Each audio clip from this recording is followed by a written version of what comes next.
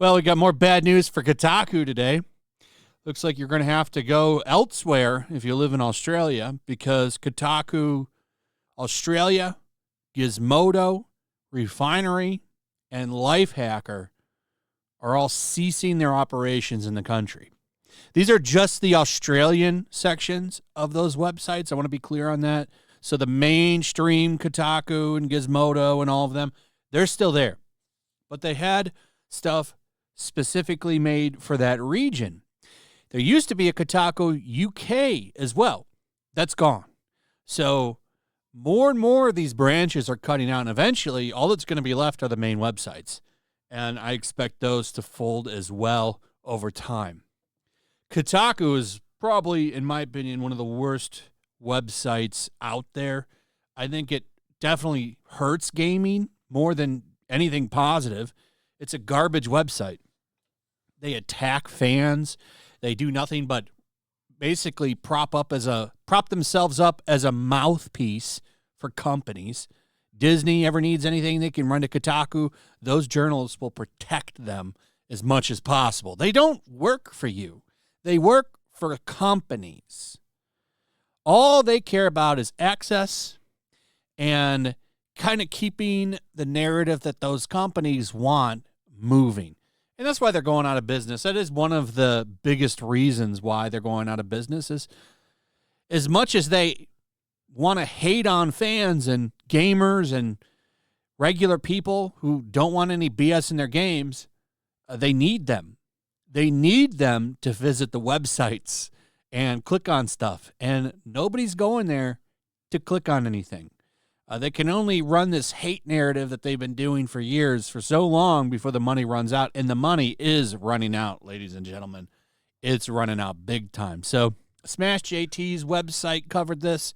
We're just going to take a look at what he has to say. The development was announced via Twitter X and as part of a broader strategy by the Australian-based pedestrian group to restructure and cut costs. Dozens of jobs are being slashed in the process, marking a significant shift in the landscape of Australian digital media. The CEO of Pedestrian Group said, "We've made the tough decision to focus on our wholly owned pedestrian brands where we control the strategy, the content, the product, the sales, and the outcome, the entire business. This will have an impact on roles within the group, and I appreciate the uncertainty this change creates, so we will be in contact immediately with those people." A lot of people reaching out saying, "Folks, I've had sad news to share today. The story of Kotaku Australia comes to a sad and abrupt end. It's been one of the great joys of my life to wake up every day and run a site I love with all my heart." So no more exclusive butt plug articles for Australians. I'm sure many of you over there, if you watch this channel and are watching this video, are very upset about that. Never forget that Kotaku wrote an article about the best way to play Animal Crossing with a butt plug that's connected to your Switch controller, so that it vibrates when you collect shit in the game or something. It's a real article. You can look it up. It exists. And that's not the only degenerate bullshit that Kotaku has put out there. They like to put stuff like that out there, or simp for Amaranth, or other e-girls, or they attack people. It's not really much of a gaming site anymore. I don't really know what Kotaku exists for. I don't know how they make any money either. And so I suspect it's only a matter of time until the main website goes down as well. A lot of discussions going on about the death of Kotaku's reach. This is from Grums. This is back in March 21st of 2024. Don't forget, the main website lost their editor-in-chief. That person resigned. They're looking for a new one. I think the one in charge right now, one of the higher-ups, is Alyssa Mercunti. And she is not feeling very good about this.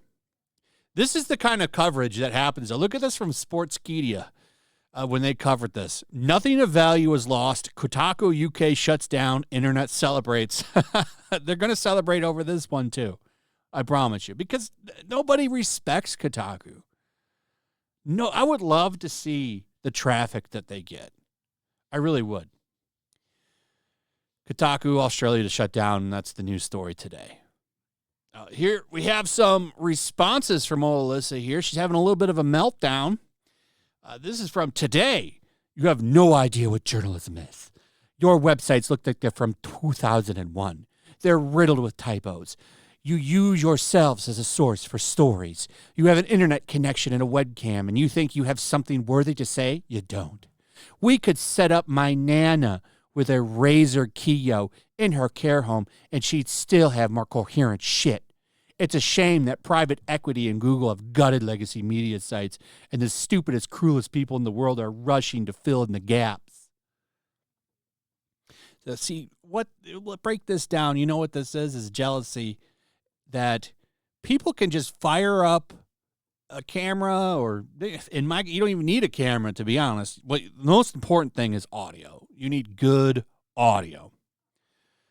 But it's very cheap to put your opinion out there, and people are enjoying the opinions of other regular people over pompous asses that make no kinds of effort to hide their bias or how they feel about certain political leanings, and they want to put weird shit about butt plugs and Nintendo games out there, and a lot of people noped out on it. You can't blame Google for the garbage that you've had on Kotaku for the past decade. It has been a site on the downward slope for a long time. A long time. And people are going to celebrate it. And that's because you've openly attacked them for years. You've attacked them for years.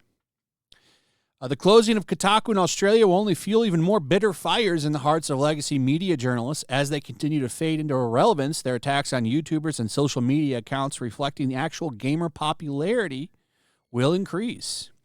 The cost of pushing narrative over what gamers actually want to talk about, they simply can't stand that they are no longer the taste makers and gatekeepers of gaming news and opinions, and they lack the skill to transition to more modern media. Today, many current and former Kotaku writers are sad. Here's some of the reactions, as you can see. Grums has them listed here. And he's 100% right on this take here. They used to be, these gaming websites, there was a time like when games media was kind of the voice of gamers. They used to represent you. And they've moved to this position where they represent the company. But the problem is they still need you to read their shit. And a lot of people, they don't want to sit there and be lectured. So they're noping out. This is the easiest medium to dump. And they're figuring that out real fast. But what's really funny about this is as he puts out here, the fire is going to get hotter with them because, if anything, they're doubling down and tripling down.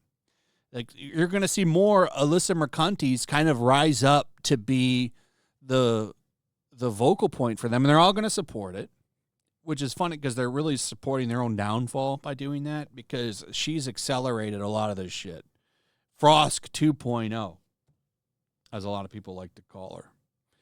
So, I expect more stuff like this to happen over the next couple of months. I think you could see Kotaku shut down, and I'd like to say by the end of the year, but I think the end of 2025 is when you see Kotaku shut down. I think all that's going to be left is IGN and some of the sites that they've bought recently that they prop up to use. IGN will be the last one, and I think IGN will last for a while. They're not going to go anywhere for a little while, but the problem with IGN is they bring in, if Alyssa Mercanti lost her job, they would probably hire her. And I expect them to last the longest because they'll be one of the only outlets out there, but eventually even IGN is going to close. So, RIP, you guys did it to yourselves. You really did. You did it to yourselves.